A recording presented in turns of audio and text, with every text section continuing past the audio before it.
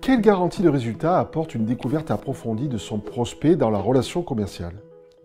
Attribueriez-vous votre confiance à un médecin spécialiste qui vous établirait un diagnostic, puis un traitement en correspondance, alors même qu'il n'y aurait pas eu consultation?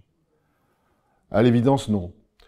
Dans toute relation commerciale, la découverte de son futur client se révèle primordiale pour tout conseiller ou vendeur qui veut faire le seul et juste diagnostic qui compte, c'est-à-dire le vrai et le bon. Précisément, afin de faire le vrai et bon diagnostic, encore faut-il s'intéresser réellement et sincèrement à son interlocuteur, de façon approfondie et non superficielle. En premier lieu, des questions grand angle et ouvertes permettront de ne pas restreindre le débat autour du sujet, facilitant ainsi le prospect dans sa livraison d'informations, susceptibles d'aider à établir le bon diagnostic. Le concept CQQ, c'est occupé, se révèle ici utile. Comment, qui, quoi, combien, où, quand, pourquoi.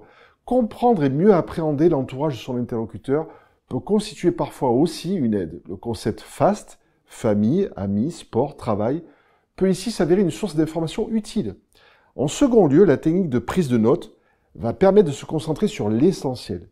Une technique que nous utilisons chez LeadCamp consiste à séparer la feuille en trois. Première partie à gauche, description de la situation. Partie centrale, identification des problèmes. Partie droite, les solutions envisageables et à préconiser. Noter, recenser les problèmes rencontrés par son prospect au fur et à mesure qu'ils émergent et sont énoncés, a pour mérite de ne pas en oublier.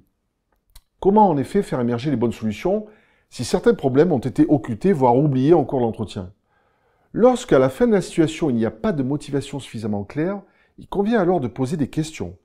Bien souvent, on note que les prospects s'accommodent de leur manque. Lorsqu'on commence à leur poser des questions, ils vont se livrer davantage. C'est alors dans ce cadre-là qu'il s'agit de puiser dans les éléments fournis pour aller creuser, approfondir, s'insinuer dans l'ouverture créée, et ce dans l'intérêt commun qu'il y a de faire le bon diagnostic.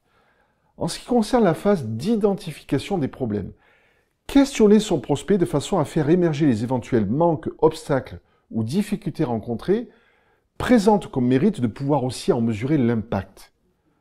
Quant aux solutions, questionner son prospect de manière à comprendre ses souhaits d'évolution dans l'avenir et mettre en place des problèmes décelés, la solution en correspondance, en face, en se projetant dans une relation vertueuse gagnant-gagnant. Nous venons d'évoquer quelques concepts et principes qui contribuent à asseoir une découverte de son prospect afin de favoriser l'émergence du bon diagnostic, à même de lui apporter la solution la plus adaptée à son cas. La liste n'étant pas exhaustive, c'est à votre tour de nous indiquer en commentaire ce que vous pensez de la phase de découverte et quels principes et techniques vous préconisez afin de la rendre la plus efficiente pour l'ensemble des parties prenantes. Échangeons autour du sujet si vous voulez bien. Au plaisir de vous lire.